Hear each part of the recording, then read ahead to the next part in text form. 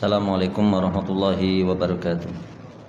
Alhamdulillah, nahmaduhu wa nasta'inuhu wa nastaghfiruhu wa nastahdihi wa na'udzu billahi min shururi anfusina wa sayyiati a'malina. May yahdihillahu fala mudilla lahu wa may yudlil fala hadiya lahu. Asyhadu an la ilaha illallah wahdahu la syarika lahu wa asyhadu anna Muhammadan abduhu wa rasuluh. Allahumma shalli ala Muhammad wa ala ali Muhammad kama shallaita ala Ibrahim wa ala ali Ibrahim wa barik ala Muhammad wa ala ali Muhammad kama barakta ala Ibrahim wa ala ali Ibrahim innaka Hamidum Majid. Qala Allah Ta'ala fi kitabil karim, ya ayyuhalladzina amanu taqullaha haqqa tuqatih wa la tamutunna illa wa antum muslimun. Fa inna asdaqal hadithi kitabullah wa khairal hadi hadi Muhammadin sallallahu alaihi wasallam wa syarrul umuri muhdatsatuha fa kullu muhdatsatin fid dini bid'ah wa kullu bid'atin dhalalah wa kullu dhalalatin finnar. Amma ba'd. Sidang jamaah Jumat yang kami muliakan, tak lupa kita senantiasa memanjatkan syukur kita kehadirat Allah. Dialah Allah Subhanahu wa taala, zat yang maha agung, yang dengan keagungannya Allah Subhanahu wa taala memberikan kepada kita nikmat. Wa bi ni'matihi tatimmus shalihat. Dengan nikmat dan karunia yang telah Allah Subhanahu wa taala berikan kepada kita, semua ketaatan bisa terlaksana. Dan Allah firmankan, ya ayyuhalladzina amanu taqullah, wahai orang-orang yang beriman, ya ayyuhalladzina amanu, wahai orang-orang yang beriman, ittaqullaha haqqa tuqatih, bertakwalah kalian kepada Allah dengan sebenar-benar takwa. Wala tamutunna illa wa antum muslimun, dan janganlah kalian meninggal kecuali dalam keadaan Islam. Seorang alim yang bernama Imam Malik, beliau mengatakan, la yasluhu amru hadhihi al-ummah illa idza bima salaha bihi awwaluha.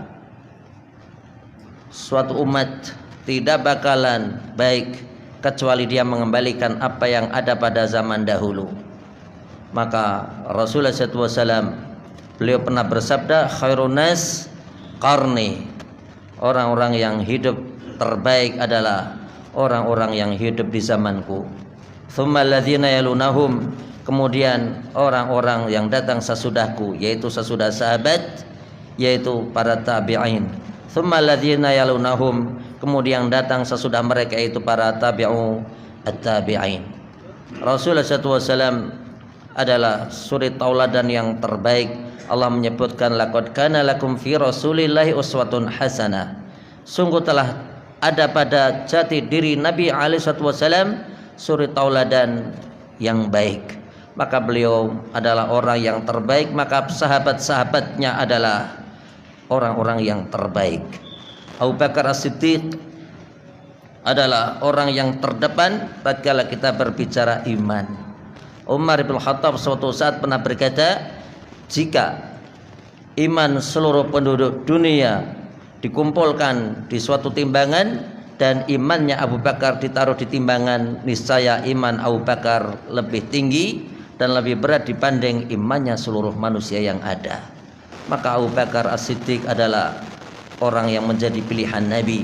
Tatkala Rasulullah SAW beliau hendak hijrah, maka sahabat-sahabat Nabi mereka hijrah lebih dahulu. Sehingga tatkala banyak sahabat yang sudah hijrah, maka giliran Abu Bakar As-Siddiq untuk hijrah. Maka Abu Bakar pun meminta izin kepada Rasul agar diberi waktu dan diberi kesempatan untuk hijrah. Maka Rasulullah SAW memberikan isyarat agar Abu Bakar As-Siddiq tinggal di kota Makkah dan tidak hijrah.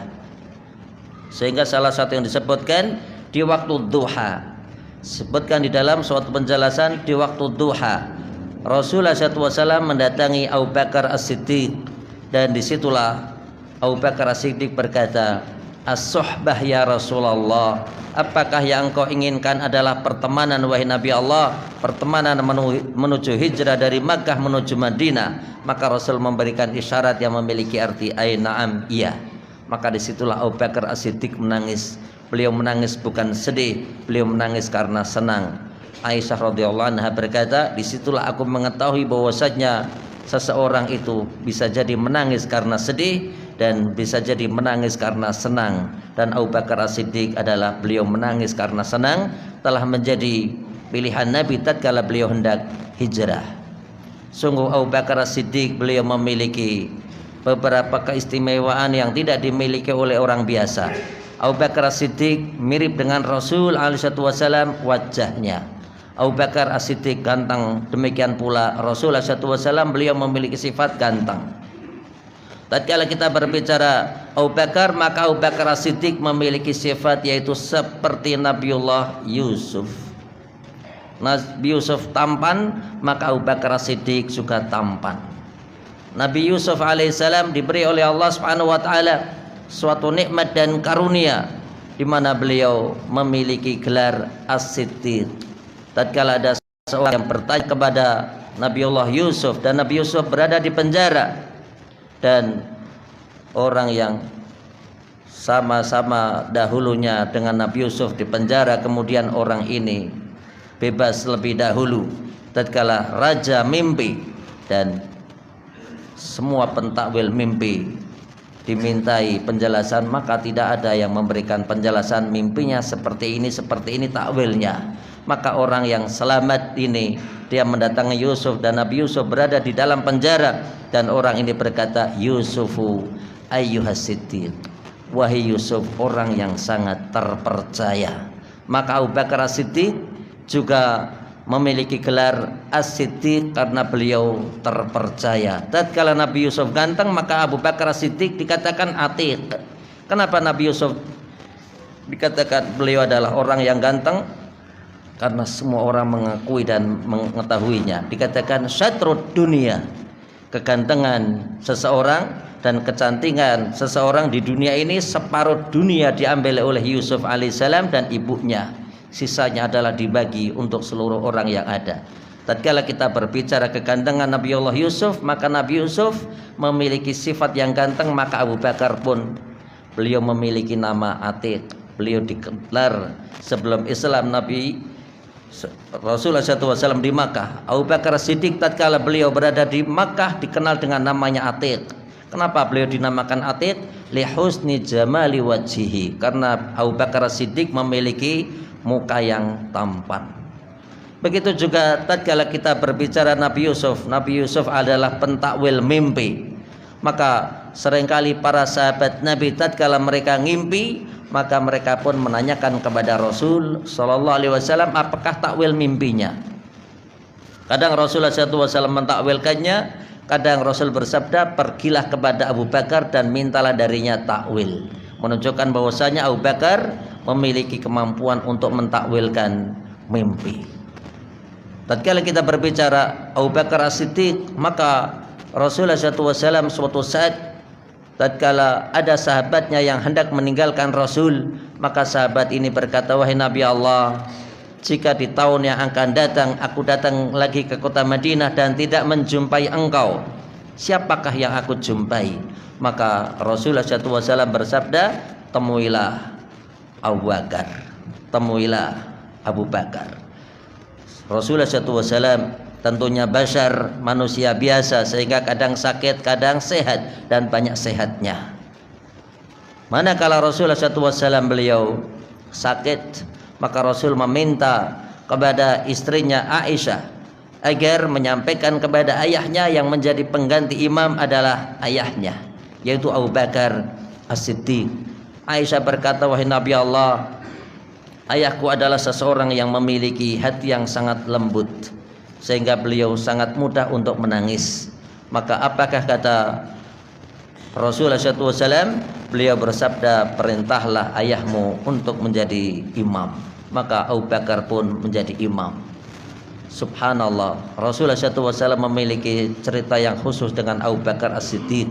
Tatkala Rasulullah SAW hijrah, maka Rasulullah SAW berada di dalam Gharith Thawr, Gua Thawr, dan disitulah Abu Bakar As-Siddiq menangis.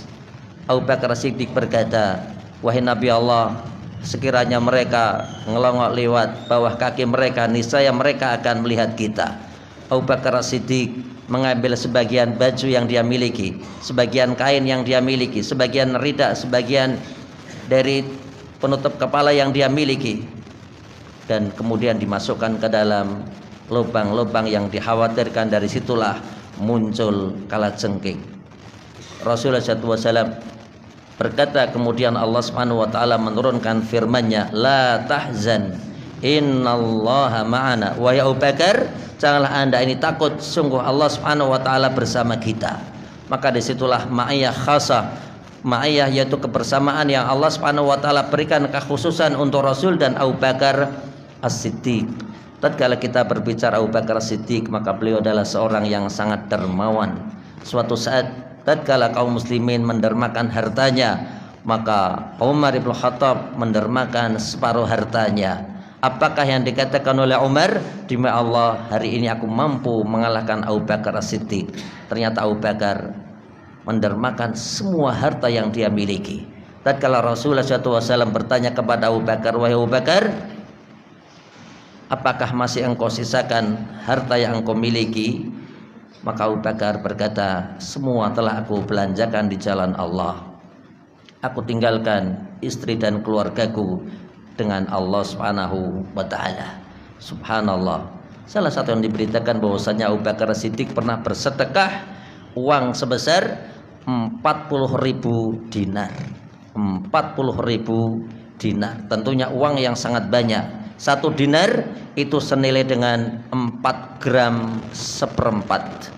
Satu dinar itu senilai dengan 4 gram seperempat. Jika kita berbicara emas, maka sekarang emas 1 juta 1 gramnya. Satu dinar adalah 4 juta lebih 250.000 rupiah. Kalikan 40.000. Subhanallah. Dan itu adalah harta yang sangat banyak. Kenapa? Karena 1400 tahun yang lalu Allah Subhanahu wa taala memberikan kepada Rasulullah SAW sahabat yang terbaik, sehingga tatkala Rasulullah SAW suatu saat ditanya, wahai Nabi Allah, siapakah orang yang paling engkau cintai? Maka Rasulullah SAW bersabda, Aisyah. Orang yang paling aku cintai adalah Aisyah. Kemudian sahabat ini berkata, aqsudu minar rijal. Wahai Nabi Allah, yang aku makan adalah, aku bermaksud menanyakan dari kaum laki-laki. Maka Rasul bersabda, thumma abuha, ayahnya. Subhanallah. Sehingga tatkala Rasulullah SAW beliau wafat, maka seluruh kaum muslimin sepakat bahwasanya Abu Bakar As-Siddiq adalah menjadi penggantinya. Sehingga Abu Bakar menjadi khalifah yang terbaik. Tatkala Abu Bakar As-Siddiq wafat, maka penggantinya adalah Umar Ibnul Khattab. Dan kaum muslimin sepakat bahwasanya orang yang terbaik sesudah Abu Bakar adalah Umar Ibnul Khattab. Sesudah Umar wafat, sesudah Umar Ibnul Khattab wafat, maka penggantinya adalah Utsman Ibn Affan. Ada sebagian yang memberikan suatu pernyataan, sungguh Ali bin Abi Thalib lebih mulia dibanding Utsman. Maka tatkala Ali bin Abi Thalib mendengar ucapan tersebut, maka Ali memberikan ancaman, siapa yang mengutamakan aku dibanding Utsman, niscaya aku akan memukulnya. Ali bin Abi Thalib tidak mau dilebihkan dibanding Ali, dibanding Utsman, karena Utsman radhiyallahu anhu jauh lebih mulia dibanding Ali. Sesudah Utsman wafat, maka penggantinya adalah Ali ibn Abi Thalib. Dan demikianlah tatkala kita berbicara sejarah. Tatkala kita berbicara sejarah, siapakah mereka yang paling berhak untuk menjadi pemimpin? Maka jawabannya adalah al-afdaliyah. Yang paling utama, dialah yang paling berhak untuk menjadi pemimpin. Wassallallahu ala Muhammad wa ala alihi washabihi wasallam.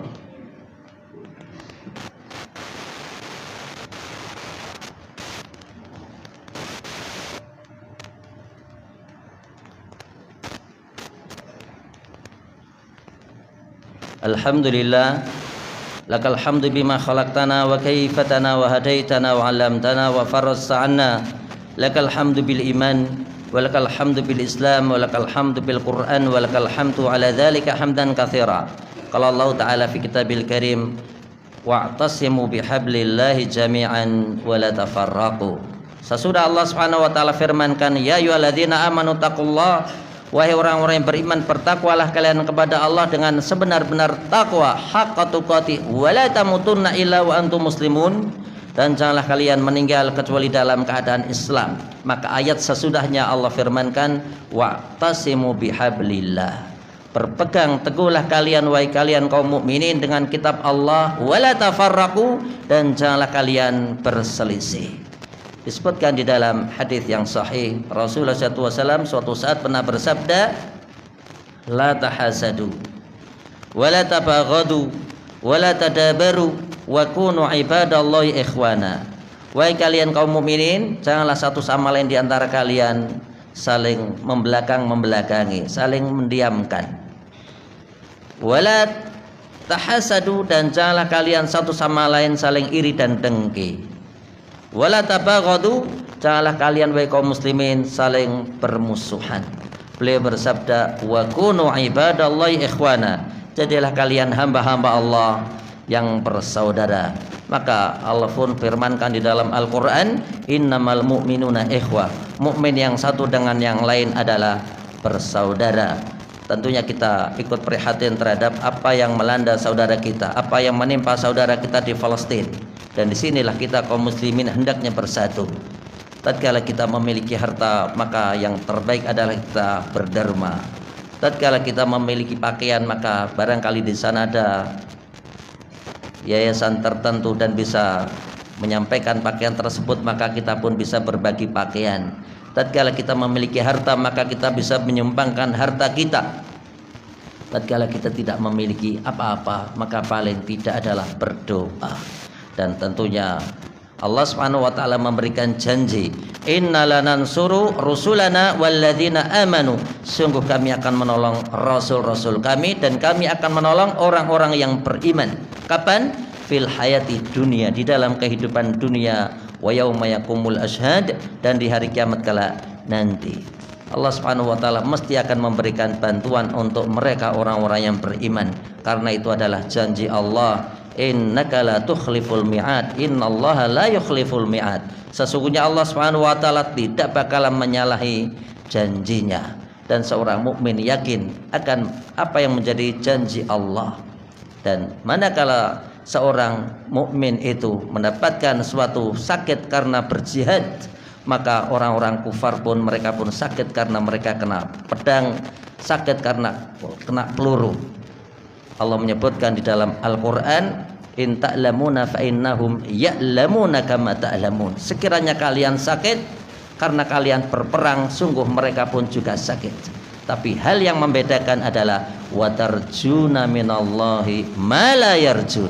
Seorang mukmin berharap apa yang ada pada sisi Allah, dan orang kafir tidak memiliki harapan sama sekali. Kita berdoa kepada Allah, semoga Allah Subhanahu wa taala memberikan kesabaran untuk saudara kita yang berada di negeri Palestina, dan Allah Subhanahu wa taala memberikan kepada mereka ganti yang lebih baik dengan kemenangan yang nyata. Kita mohon kepada Allah, semoga Allah Subhanahu wa taala menghadiahkan untuk kita semuanya pemimpin-pemimpin yang bertakwa, sehingga akan berdiri negeri baldatun thayyibatun wa rabbun ghafur. Tak lupa kita berdoa kepada Allah, semoga Allah Subhanahu wa taala memberikan pada kita semuanya keluarga yang sakinah, mawaddah, warahmah, ilmu yang bermanfaat, rezeki yang barokah, dijauhkan dari semua penyakit, dimudahkan untuk melunasi hutang, dan semoga Allah Subhanahu wa taala memberikan kepada kita kemudahan untuk saudara-saudara kita yang berada di dunia tatkala mereka hidup, sehingga mereka pun mendapatkan kemudahan dan kehidupan dunia dan akhirat. Itu yang menjadi harapan kebaikan kita bersama. Amin ya rabbal alamin. Innallaha malaikatahu yusholluna 'alan nabi ya ayyuhalladzina amanu shallu 'alaihi wa sallimu taslima. Ya Ghaffar ya Ghafur Rahim, innaka ala kulli syai'in qadir. Rabbana hab lana min azwajina wa dhurriyyatina qurrata a'yun waj'alna lil muttaqina imama. Allahumma kfina bihalalika an haramik wa qina bi fadlika amman siwaka. Allahumma ansur ikhwanana fi Palestin. Allahumma ansur ikhwanana fi Palestin. Allahumma ansur ikhwanana fi Palestin. Allahumma aqsim lana min khasyatika ma takhulu bihi bainana wa baina ma'asik, wa min ta'atika ma yuqarribuna bihi jannatak, wa min al-yaqini ma tuhawinu bihi alaina masa'ibad dunya. Allahumma mati'na bi asma'ina wa absarina abada ma ahyaitana. Allahumma la tada' ba'da hadzal istima'i dzamban illa ghafarta ولا دينا إلا قضيته ولا مريضا إلا شفيته ولا أمرا من أمور الدنيا إلا يسرتها يا ذا الجلال والإكرام اللهم اكفنا بحلالك عن حرمك واغننا بفضلك عمن سواك اللهم ارزق كل من أوصانا واستوصانا بدعاء الخير الجميع بالرحمة والرضوان واجعل عاقبة أمرنا يا مولانا عندك العفو والصفا والغفران والعتق من النيران والعتق من النيران ربنا اغفر لنا ولوالدينا وارحمهما كما ربيانا صغارا اللهم إنا نسألك جنتك الفردوس الأعلى ونعوذ بك من النار وصلى الله على محمد وعلى آله وصحبه وسلم وآخر دعوانا الحمد لله رب العالمين. أقم الصلاة.